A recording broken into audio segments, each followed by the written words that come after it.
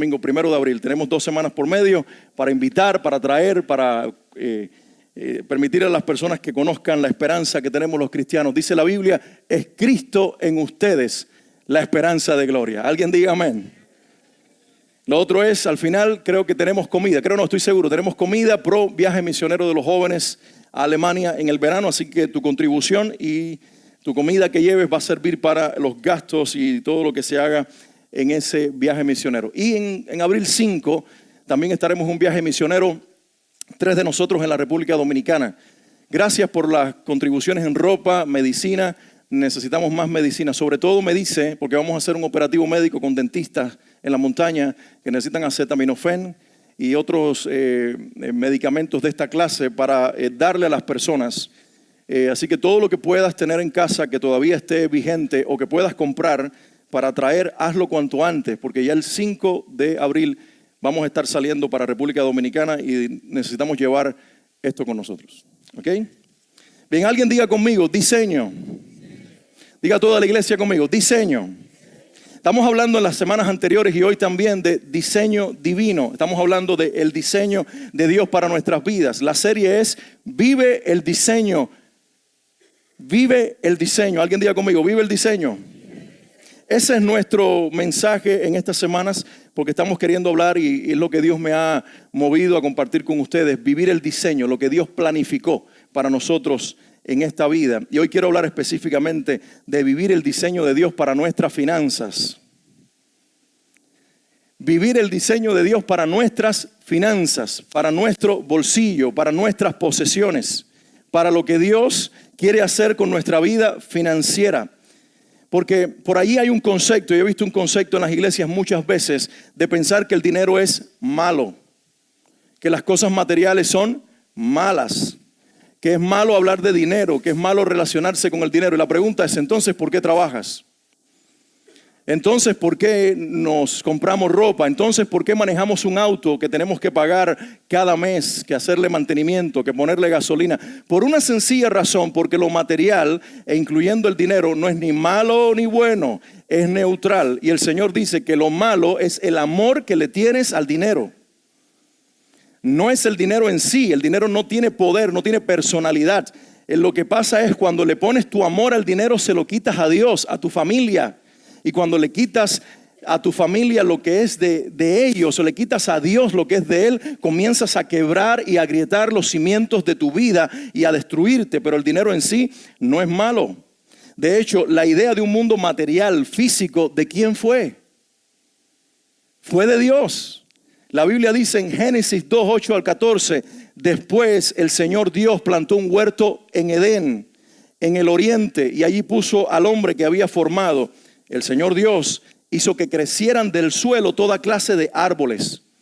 ¿Qué hizo que crecieran? Toda clase de árboles. Y dice, eran árboles hermosos. Alguien diga conmigo, hermosos. Dios no hizo nada feo, marchito y muerto. Eso vino con el pecado. Dios hizo árboles hermosos y que daban frutos deliciosos. Por ahí cuando tú comes algo y te produce placer, no estás pecando, sino que ese es un resultado de que así lo hizo Dios. ¿Cómo eran los frutos? Deliciosos. Él nos dio la capacidad de nosotros poder disfrutar lo que comemos, porque cuando disfrutamos lo que comemos, le estamos diciendo involuntariamente a Dios, gracias por lo que hiciste. ¿Alguien diga amén? Hay un sentimiento de culpa con la comida aquí impresionante. No es lo que comes, sino cuánto comes y cómo comes. Un chicharrón no le hace daño a tu vida. Después quémalo corriendo. Dice, en medio del huerto puso el árbol de la vida y el árbol del conocimiento del bien y del mal. Y ahora aquí vienen cosas interesantes. Dice, un río salía de la tierra del Edén que regaba el huerto. Y después se dividía en 4 ramales. Es decir, la tierra era fructífera, donde hay agua hay frutos, donde hay agua hay vida, donde hay agua hay cosecha. Y dice, el primer río era llamado Pisón, o los brazos del río. El primero era llamado Pisón, rodeaba toda la tierra de Ávila, donde hay oro. ¿Quién creó el oro? Dios. Dice, el oro de esa tierra es excepcionalmente puro. También se encuentran allí resinas aromáticas y piedras de ónice, El segundo, llamado Gihón, rodeaba toda la tierra de Cus, que hoy es Etiopía.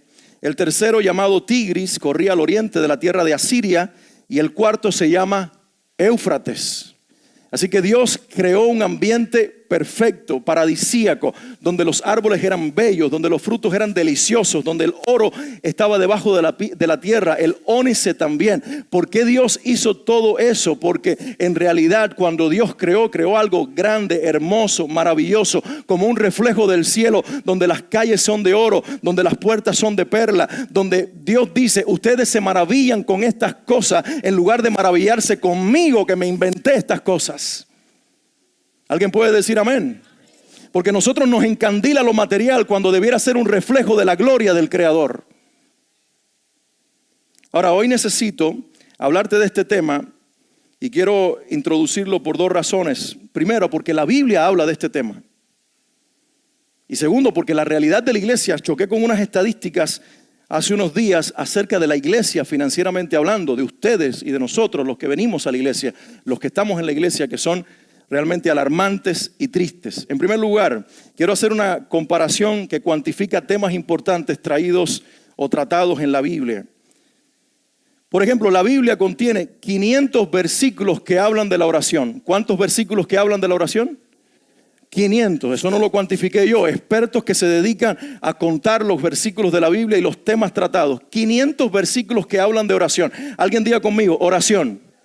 Pregunto, ¿la oración es importante? Claro, es la conexión con Dios, es el diálogo con Dios. Hay 500 versículos que nos relacionan con la oración, que nos hablan de orar, de cómo orar, de lo que es orar. 500 versículos. Escucha esto, hay menos de 500 versículos que hablan sobre la fe. Menos de 500 versículos que hablan sobre la fe. 500 de la oración, menos de 500 que hablan de la fe. Y escucha esto, hay por lo menos 2.350 versículos relacionados con el dinero y las posesiones. Es decir, que Dios intencionalmente inspira a hombres en el tiempo para que hablen de lo material, porque hay un Dios detrás de lo material, iglesia. De hecho, los antiguos adoraban al dios Mamón, que era el dios de la riqueza, y ellos le ponían toda su adoración a este Dios. No es solamente que para nosotros el dinero sea importante, sino a dónde te lleva el dinero si no los pones bajo el gobierno y la soberanía de Dios. Esto es lo importante de eso. Por eso tenemos que prestarle atención. Fíjense, de las 38 parábolas que Jesús habla en los evangelios, 16 de estas parábolas hablan sobre dinero, sobre posesiones, sobre bienes materiales. Es decir, más de la mitad de esas parábolas, 58% versus 42%, hablan de dinero, posesiones y cómo relacionarnos en ese sentido. ¿Es importante para Dios, sí o no? Yo los veo tímidos. ¿Es importante para Dios, sí o no? Pastor, no quiero sentirme metálico, no quiero sentirme material. No, por el contrario, hoy vamos a hablar de cómo traer orden a nuestra finanza y con ello darle gloria a Dios. Hay dos cosas que Dios nos va a estar enseñando. Hoy vamos a hablar de orden, la semana que viene vamos a hablar de propósito de las finanzas en el corazón de Dios y la fe en relación con ellas. Pero hoy quiero hablar de orden porque realmente es alarmante. Miren las estadísticas, lo que dicen. Relacionadas con la iglesia, los que asisten a la iglesia, los creyentes, 70% de las personas que asisten a la iglesia viven de cheque a cheque. No mires para el lado. Es decir, están a un mes de la quiebra financiera. Hello. ¿Quedó alguien vivo? Debo decir algo antes de seguir adelante. Dentro de este 70% hay personas que Dios las puso allí. Y esto es lo que Dios me ha enseñado en mi propia experiencia, que hay momentos en mi vida en que yo estoy dentro de ese 70% porque yo lo provoqué, hay otras veces porque Dios lo quiso. ¿Y por qué Dios lo quiere? Dios lo quiere temporalmente para ponerte en la escuela donde tú aprendas que aunque no haya el cheque abundante o la provisión abundante, hay Dios. Y cuando hay Dios hay confianza. Es decir, tú puedes estar temporalmente dentro de este 70% porque Dios te tiene allí para enseñarte que Él es más fuerte y Él es tu confianza por encima de tu provisión. Alguien debiera decir amén en este momento. Dijeron 5 amén. La iglesia debiera decir amén. Esto es liberador. Quiere decir que Dios te pone temporalmente en la escuela donde quizás los recursos son limitados, para que cuando los recursos falten, levantes la mirada y sepa que tu provisión no viene del empleo, ni del negocio, ni de nada más, sino del cielo, que es el que llena tus graneros y el que te da el pan diario. Gracias, Dios, por el pan nuestro de cada día. Alguien alabe a Dios. Ahora escucha, ya te animé, pero ahora viene la exhortación. Dentro de ese 70% muchas veces nos quedamos, ya pasamos el examen, ya Dios nos puso en la escuela, ya Dios nos enseñó confianza, y nosotros nos quedamos dentro de ese 70% y no invitamos al cielo a visitar nuestra vida material porque estamos desordenados. 16% de las personas que asisten a la iglesia ya han hecho alguna bancarrota. 2% de las personas que asisten a la iglesia no tienen donde vivir. Viven en la casa de alguien más. Viven con un pariente, viven con un familiar, viven con un amigo que los está recibiendo. 10% de los que asisten a la iglesia están libres de deudas. El 10%.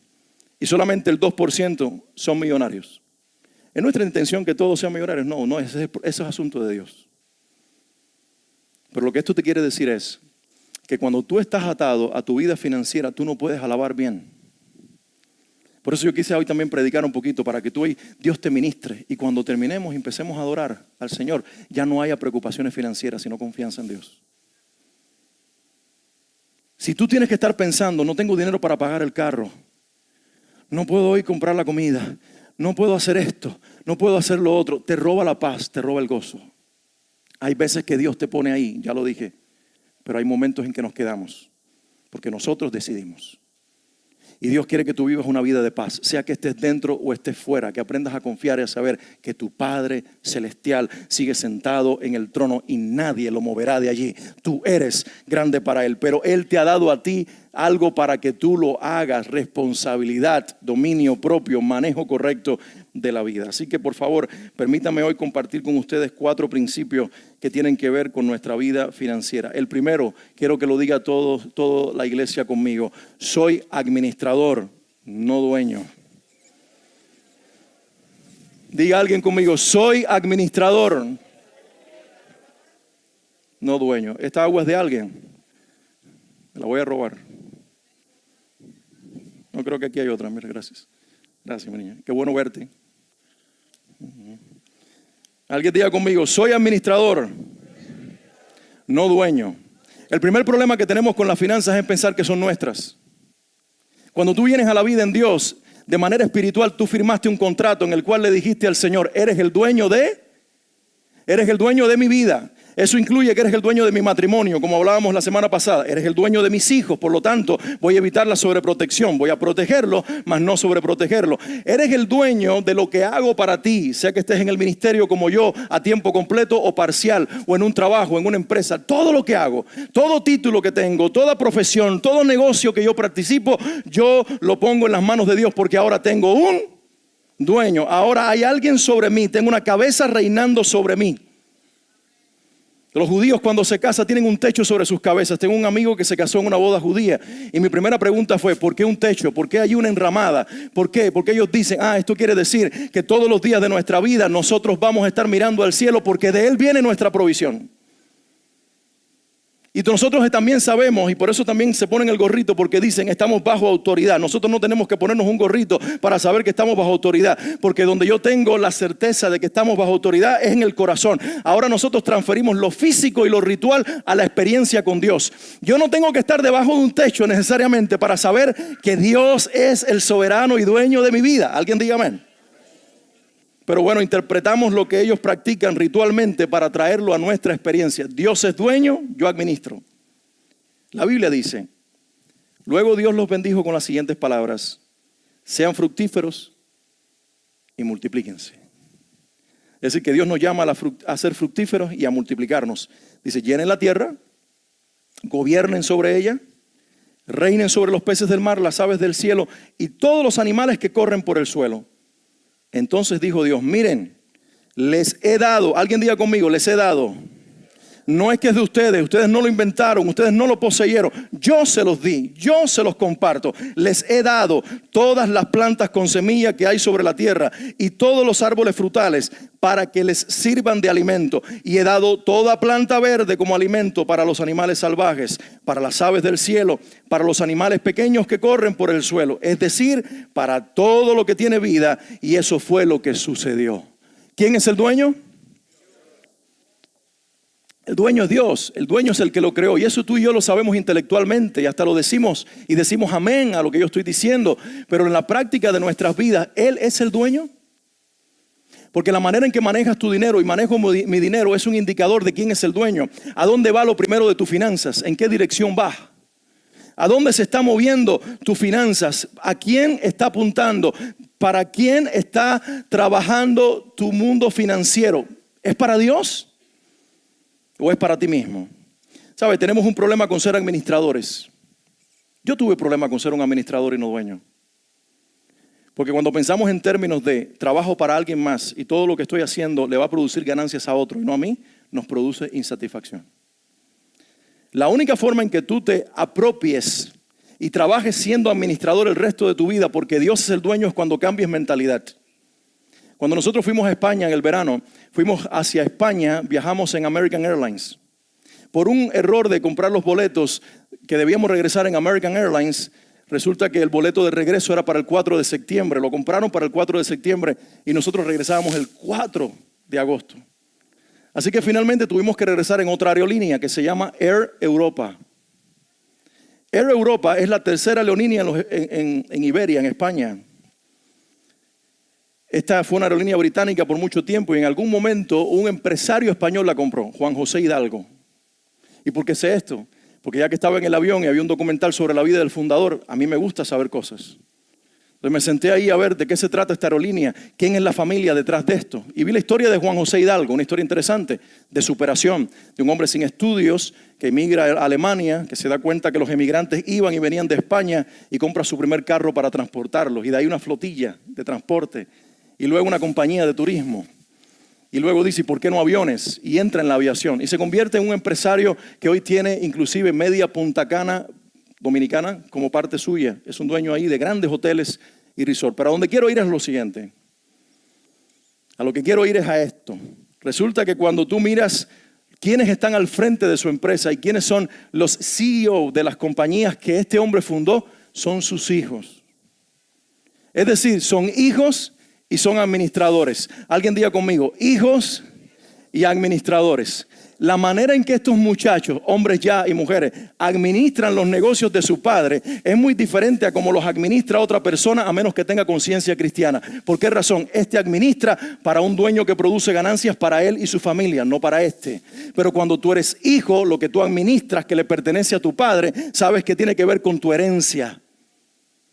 Cuando la Biblia dice que Dios es dueño y tú y yo somos administradores, está diciendo que estamos administrando los bienes de nuestro papá. Por lo tanto, nosotros tenemos participación en la herencia.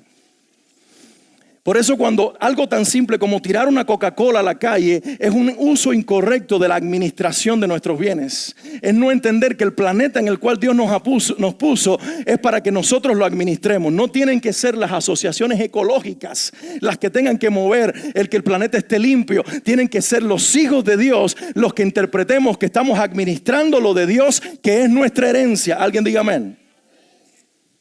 Entonces, el primer principio, Dios es dueño y yo administrador. Diga conmigo, Dios es dueño y yo administrador. El problema de esto es que tengo que rendir cuentas a papá. Él es el cabeza de los negocios y eso no nos gusta, pero es bueno porque la ventaja es esta. Dios es el dueño, yo le rindo cuentas, pero cuando el negocio demande que el dueño intervenga, no tengo que intervenir yo, va a intervenir Dios. La semana que viene voy a hablar de la fe, porque es ahí donde entra. Cuando tus recursos son limitados, pero tu Dios es abundante. Cuando tú no puedes pagar lo que necesitas pagar para tu familia, para tus hijos, pero Dios interviene. Cuando Dios hace lo que tú no puedes hacer, es cuando tú entiendes que la vida en Dios no se vive por la lógica humana, sino por la fe en el Dios que es tu Padre y dueño del universo. Alguien déle un aplauso al Señor en este lugar. Segundo principio. Si Dios es el dueño y yo soy administrador, entonces debo manejar, dirigir mis finanzas según la voluntad de Dios. Él es el dueño, yo administro, por lo tanto mis finanzas se manejan de acuerdo a su voluntad y no la mía. Dice la Biblia, hablando acerca del diezmo, y esto es lo primero que nosotros debemos entregar. Génesis 14, 18 al 20 dice, Abraham viene de la guerra. Abraham liberó a Lot. Abraham viene con una conquista y un botín, que era lo que ellos recogían cuando vencían a los reyes. Y dice, y Melquisedec, que es un personaje bastante incógnito, que más tarde se usa en hebreo para compararlo con el sacerdocio de Cristo. Se dice que no tiene principio de días ni fin de vida. Que era el rey de Salem, un nombre antiguo para Jerusalén, ciudad de paz. Y sale al encuentro, posiblemente este Melquisedec incógnito sea una manifestación del mismo Cristo en el tiempo, pero es simplemente una suposición, no podemos afirmarlo. Pero Melquisedec, rey de Salem, sacerdote del Dios Altísimo. ¿De quién era sacerdote? No era sacerdote de los otros dioses de la tierra, era sacerdote del Dios Altísimo. Le llevó pan y vino a Abraham. ¿Qué le llevó? Pan y vino. Él no vino con las manos vacías, él vino a bendecirlo. Le trajo pan y vino. Y aquí hay dos imágenes espirituales: el pan de la palabra y el vino del Espíritu. El pan que sacia tu vientre y el vino que te imparte el ánimo y el gozo representativo del Espíritu Santo. Melquisedec bendijo a Abraham con la siguiente bendición. Le trajo pan y vino, provisión, y ahora lo bendice. Alguien diga conmigo, bendición. Y le dice, bendito sea Abraham por Dios Altísimo, creador de los cielos y de la tierra. Y bendito sea el Dios Altísimo que derrotó a tus enemigos por ti. Hasta aquí el que lleva la voz cantante es Melquisedec. Y dice la Biblia, luego Abraham le dio a Melquisedec la 10ª parte de todos los bienes que había recuperado. Y esta es la primera vez en la Biblia que se practica el diezmo. La primera vez en la Biblia que alguien separa el 10% y se lo da a Dios, dándoselo al que lo representa, en este caso Melquisedec. Y lo que nos está enseñando Abraham aquí es un principio grande. Y lo que se nos enseña este pasaje es un principio impresionante. Yo quiero decirte 3 cosas al respecto. Primero, el diezmo no es para que Dios me bendiga, porque siempre Él me bendice primero. Melquisedec tuvo la iniciativa de traer pan y vino.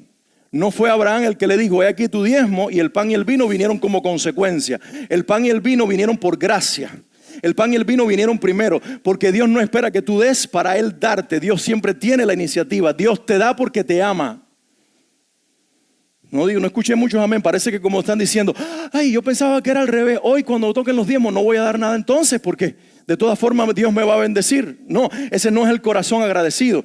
Dios te da primero porque Él te ama. Dios no espera nada de ti para darte. Dios no espera tu diezmo. Si alguien piensa que tú vas a recibir más bendición porque tú diste el diezmo, estás perdido en el espacio.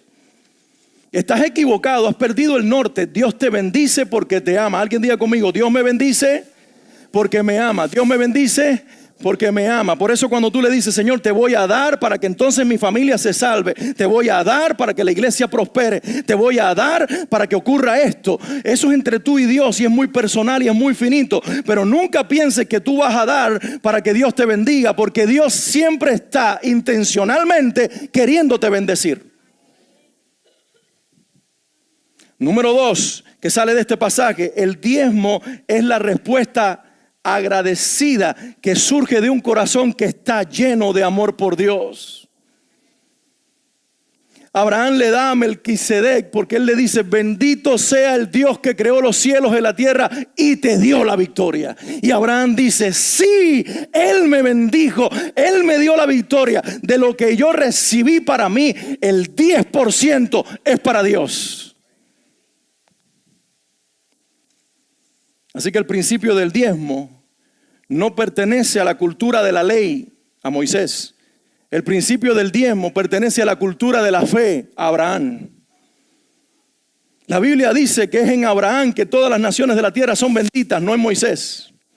La Biblia dice de Abraham lo que más tarde Pablo lo trae a nosotros y nos dice lo mismo, que el justo por la fe vivirá. Alguien diga conmigo, el justo por la fe vivirá. Pablo dice en Romanos 3, Romanos 5, usando esta frase, el justo por la fe vivirá. Pero eso Dios se lo dijo directamente a Abraham. Abraham, el justo por la fe vivirá. Tú eres justo no por lo que haces, sino por en quién crees. Tú eres justo no porque tu obediencia es mayor, sino porque tu fe supera todas las cosas. Tú eres justo porque el primero en tu vida soy yo.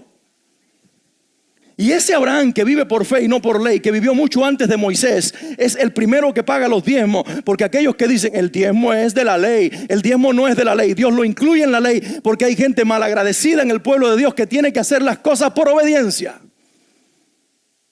Pero el que está agradecido dice el 10 no, el 15, el 20 no. Si no, pregúntale a los dueños de Colgate, a los dueños de los hoteles Wesley Inn y a muchos dueños que han sido cristianos. Pagaban 50 contra 50 porque ellos entendían que sus finanzas iban en aumento. Ellos entendían que los principios de Dios eran tan grandes y estaban tan agradecidos que no daban para recibir, daban porque habían recibido. Y aquí hay algo poderoso que implica fe. Cuando tú, antes de decidir qué va a pagar tu renta, qué va a pagar tu carro, qué restaurante vas a comer, dice, esto lo primero es para Dios. Lo primero es para Dios. Y tú lo haces por amor al Señor. Tú estás glorificando al cielo, estás produciendo olor fragante. No estás buscando ofrendas para ti, no estás buscando bendición para ti. Estás buscando que el cielo sepa que no hay nadie más importante en tu vida que el Rey de Reyes y Señor de Señores. Alguien que esté enamorado de Dios. Dele un aplauso al Señor. En mi experiencia con Dios, yo he vivido momentos de diezmar y luego solamente después de hacer todos los pagos, quedarme con $30 en el bolsillo por una semana. Y mi mujer es testigo. $30 después que pagué, ya di el diezmo, lo entregué el domingo y la semana, carro, casa, todo lo que hay que pagar se pagó. Y luego, ¿qué queda? $30. Con $30 tú tienes que tener mucho cuidado hasta cómo respiras. Porque si tú respiras más de la cuenta, se te va. No vaya a ser que tengan que ir al médico y te digan copayment 25. ¡Ah! Y tú dices, ya no son 30, ahora son 5. Pero Dios te pone en esa escuela. Yo estuve ahí en esa escuela, en la escuela de estar dentro del 70%, porque Dios me estaba diciendo, tú tienes que aprender antes que la iglesia aprenda que si tu confianza está en el dinero, la iglesia va a ser materialista. Pero si tu confianza está en el cielo, la iglesia no va a depender de dinero para vivir en su familia ni para hacer la obra de Dios. Alguien diga amén. Queremos comprar un templo y necesitamos dinero. Claro, lo tenemos nosotros. Nosotros podemos darlo. Pero no te vamos a sacar el dinero del bolsillo, porque eso lo tiene que hacer Dios. Es un asunto de convicción. Dios no nos dará nada que nos produzca a nosotros estrés, que nos produzca falta de paz. Dios entrega lo que tú sabes manejar. Dios entrega lo que tú sabes tratar con ellos. Y por eso te pide el diezmo. Porque si tú sabes vivir con el 90, vivirás con cualquier otra cantidad.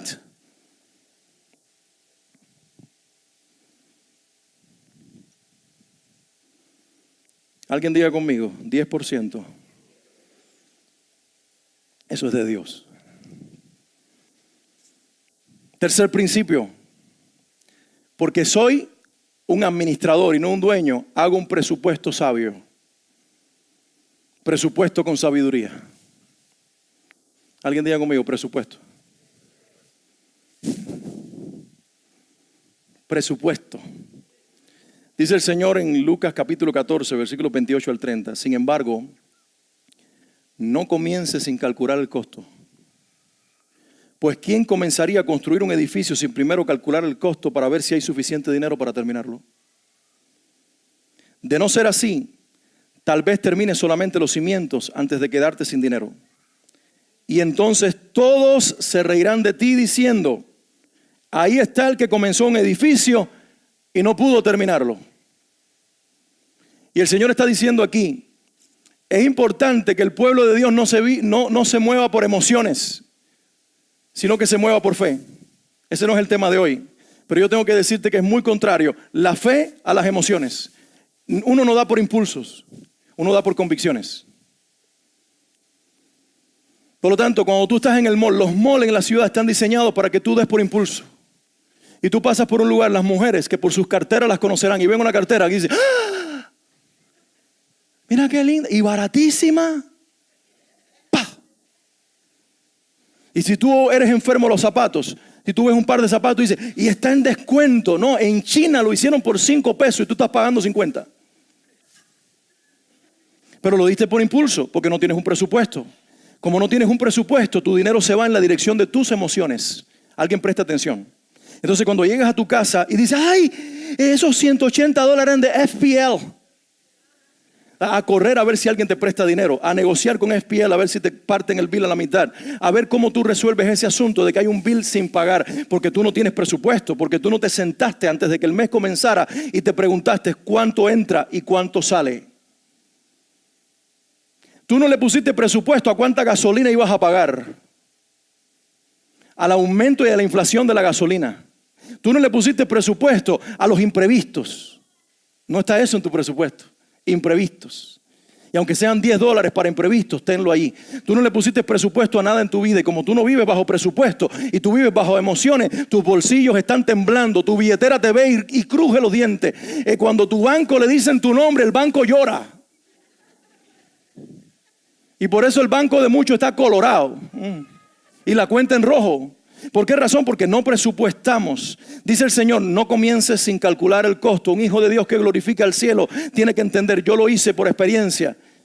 Yo lo hice por experiencia. Los primeros 5 años de vida en este país no tenía una tarjeta de crédito. Vivía con lo que tenía y siempre teníamos, con poco dinero. Siempre nos alcanzaba, aunque fuera llegando el último peso, el último día antes del próximo salario, pero llegábamos. Pero entonces después quisimos comprarnos una casa. Y me dijeron, tú eres un fantasma en este país. Y en este país no se compran casas sin crédito. Pues hay que armar el crédito. ¿Quién me da un crédito? Chase. No era Chase, era Washington Mutual. ¿Se acuerdan? Que venga entonces una tarjeta del banco y que venga de este, que venga del otro, porque hay que armar un crédito. Lo que yo no sabía era que yo lo que estaba era desarmando mi vida. Y por lo tanto, si venía alguien que necesitaba de otro país algo, yo no tenía $20 para dárselo, pero yo tenía la bendita tarjeta de crédito. Entonces, aquí tienes. Y extendía la bendición, pero lo estaba pagando otro, lo estaba pagando el banco con un 18%, con un 20%. Pastoreaba una iglesia en aquel momento que estaba subordinada a otra congregación que administraba los fondos y no nos quería soltar lo que necesitábamos. Por eso, si había que hacer arreglos, muchos que hoy todavía están aquí, donaban de los bienes personales para levantar una cerca, para pintar una pared, para poner una pared. Y entonces yo también, yo no tenía dinero, pero yo tenía una tarjeta de crédito, iba a Home Depot y compraba cemento. Lo estaba haciendo para Dios, tenía el falso concepto de la fe. El Señor me dará lo que yo necesito. Cuidado con eso. Yo no creo en el principio de que pon tu diezmo con tu tarjeta de crédito, porque si lo estás haciendo te vas a endeudar. A lo mejor no tienes el dinero para pagarlo después. No le deja a Dios lo que es del banco. Compraba materiales para la escuela, para la iglesia, para la enseñanza bíblica, con el dinero de las tarjetas de crédito. Un buen día, cuando abrí los ojos, tenía más de $20,000 en deudas. Con el mismo presupuesto, con las mismas entradas, con el mismo salario. Ahora un problema más grande. Y mientras mi esposa dormía y mis hijos también, yo me debatía pensando una noche, Señor, ¿qué hago? ¿Qué hago? Y empecé ahí a buscar en la internet, encontré una organización del gobierno con la que al siguiente día hablé y les dije, yo quiero que ustedes me hagan un plan para yo pagar todas mis tarjetas de crédito. Porque también entiendo ese principio, que si yo lo tomé prestado, lo devuelvo. Y estuvimos 4 años pagando hasta el último centavo y gracias a Dios, ya hace como 2 años atrás, no le debemos a ninguna tarjeta de crédito. Y por eso en ese proceso había que hasta administrar el aire. El aire, porque estábamos así todo el tiempo, porque sabíamos que si nos movíamos se nos escapaba lo poquito que teníamos. Pero habíamos hecho un compromiso de deshacernos de lo que nosotros habíamos creado como nuestro problema, porque yo no hacía un presupuesto. Yo me empecé a sentar y a decir, esto es lo que entra, esto es lo que sale, con esto es lo que cuento. Por lo tanto, no podemos. ¿Hay una película nueva en el cine? No, la veremos cuando venga a Netflix, que vale $1.25. Porque ir al cine implica $50, mínimo. Y si los niños huelen popcorn, se complica el asunto. Entonces, hay momentos en la vida, yo manejaba un transportation y no un carro del año. No pagaba una letra, ¿sabes por qué? No, hoy en casa todavía no tenemos cable, tenemos una antena de aire y cogemos canales gratis. Todo lo que te den gratis, acéptalo, no estés pagando por ahí tonterías. Entonces tú tienes que saber cómo presupuestarte por un principio claro. Si te sobra más, tú puedes dar más. Si te sobra más, tú puedes dar más. Y Dios quiere almas generosas, porque dice la Biblia, el alma generosa prosperará. ¿Por qué? Porque lo que tú le das al que necesita, se lo estás prestando a Dios. Y estás haciendo una alianza con el cielo para representarlo en la tierra. Yo leí hace muchos años atrás un libro de un autor cristiano que se llama La billetera de Dios. Te lo recomiendo, La billetera de Dios. Y ese hombre siempre ponía un billete en el bolsillo, 100, de 20, de 50, lo que en ese momento había presupuestado. Eso no era para gastarlo en él y su esposa tampoco. Eso era para la necesidad que alguien tuviera y Dios le dijera, dáselo a esa persona, cómprale la leche, págale la gasolina, no sé, ayúdalo con la situación médica de sus hijos. Y dice, porque nosotros en la tierra, la iglesia, somos la billetera de Dios. Un famoso pastor en Chicago, Pastor Choco, hizo un pedido de pizza hace 2 semanas atrás desde el templo de su iglesia. Cuando llegó la señora que vende la pizza, se dio cuenta que estaba en una iglesia, le invitaron a pasar a la plataforma y el pastor le dijo, te invité para traerte aquí porque estamos en una semana de honrar a los que nos sirven y tú eres parte de los que nos sirven porque tú te mueves en tu auto cada semana a llevarle pizza a las familias. Por lo tanto, yo quiero no solamente hoy pagarte la pizza y darte una simple propina, yo quiero darte enfrente de toda esta iglesia y motivarlos a ellos a que lo hagan también. Yo quiero darte un billete de $100 para que tú hoy sepas que lo que tú haces no es olvidado por Dios. La mujer empezó a llorar. Y entonces le dijo a la congregación, que es una congregación inmensa en el área de Chicago, que todos los que quisieran pasaran al frente y la gente empezó a dejar su dinero, Y aquella muchacha afroamericana era llorando y le fueron llenando una caja de dinero y al final ella dijo, yo soy una madre soltera y hoy yo le decía a Dios, ¿cómo yo puedo hacer para tener lo que mis hijos necesitan hoy? Y ustedes hoy son una respuesta del cielo. No, pero la historia no termina ahí.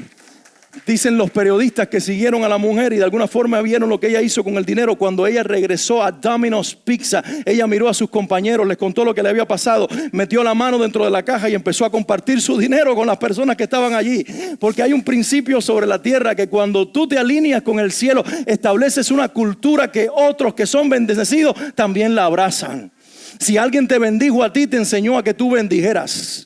Si alguien extendió su mano, te enseñó a ti que eso es lo que tú tienes que hacer cuando te sobra el dinero. No es para guardarlo en el banco, no es para contar y decir tengo 10, tengo 20, tengo 100, tengo 100,000, tengo 200,000. No, Señor, ¿qué quieres con este dinero? Casa para mis hijos está bien, auto para la familia está bien, educación está bien, ropa está bien, comida está bien. Pero ¿quién más fuera de mi familia y de los míos quieres bendecir con esto que tú me estás dando, que está sobreabundando? Y eso te lo da un presupuesto, una economía, que tú sepas a dónde va tu dinero, para que hagas alianza con el cielo.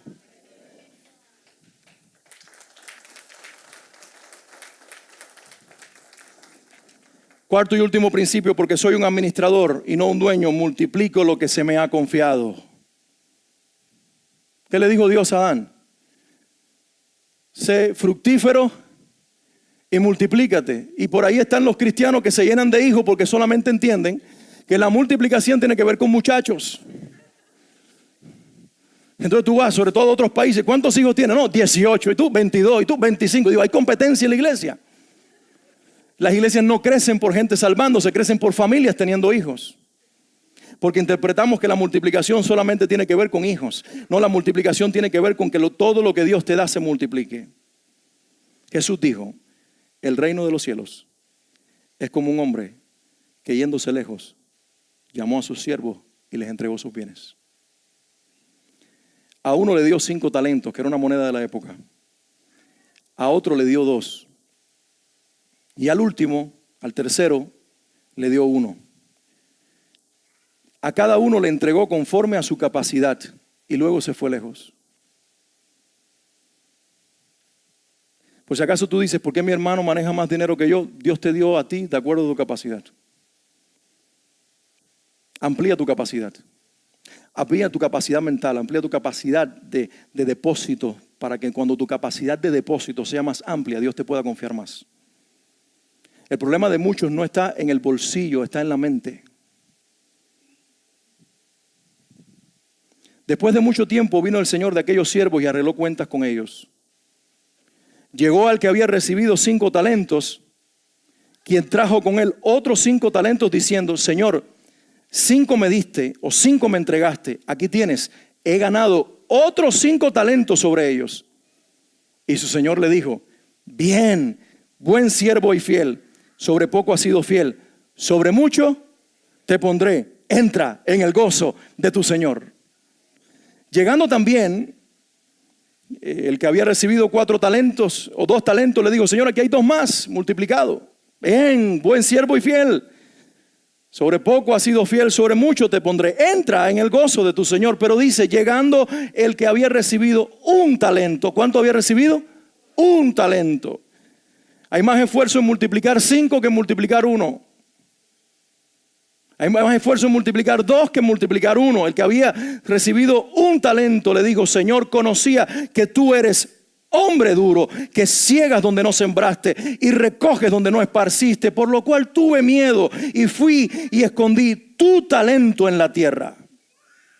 Aquí tienes lo que es tuyo. Respondiendo su señor le dijo: siervo malo y negligente, sabías que ciego donde no sembré, que recoge donde no esparcí, por tanto debías haber dado mi dinero a los banqueros y al venir yo hubiera recibido lo que es mío con los intereses.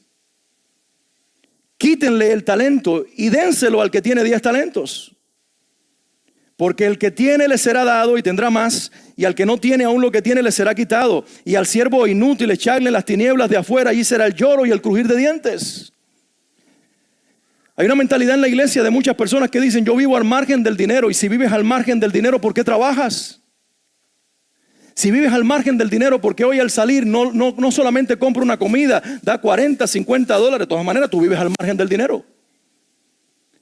De hecho, debo decirte que nosotros no debemos vivir al margen del dinero.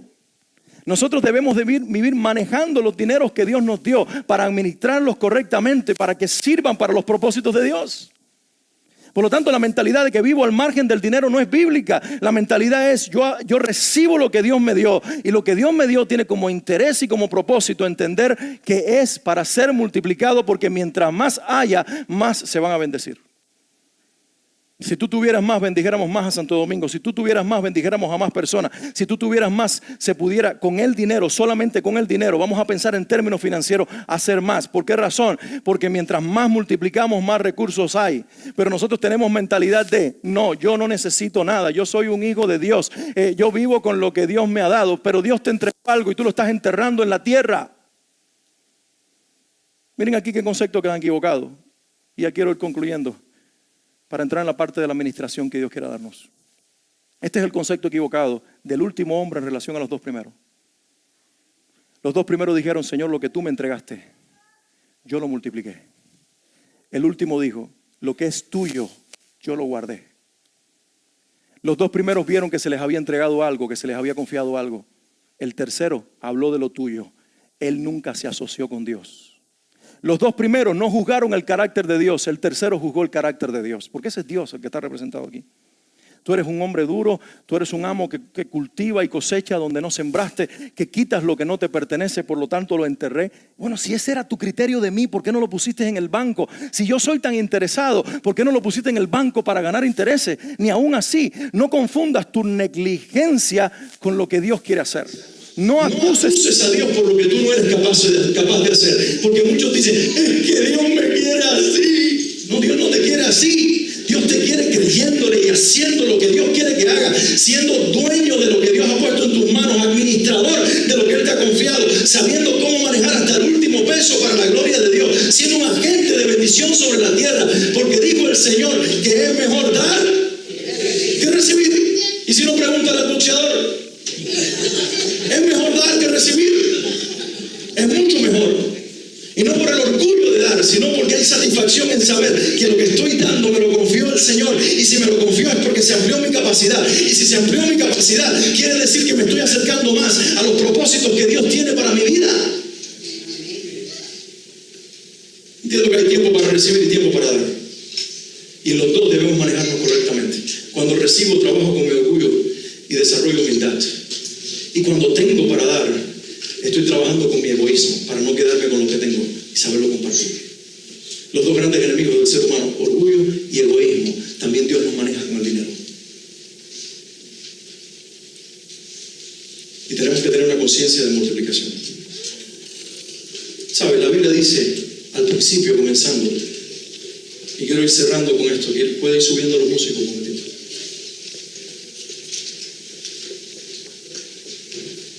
Génesis capítulo 1, versículo 2. La Biblia dice: y la tierra estaba desordenada y vacía. ¿Cómo estaba la tierra? ¿Cómo estaba? Desordenada, vacía. Dice, y las tinieblas estaban sobre la faz del abismo. Y mira, esto es interesante. Y el Espíritu de Dios se movía sobre la faz de las aguas. Escucha este principio. El mundo estaba desordenado y vacío, y sin embargo eso no impidió que el Espíritu Santo se moviera.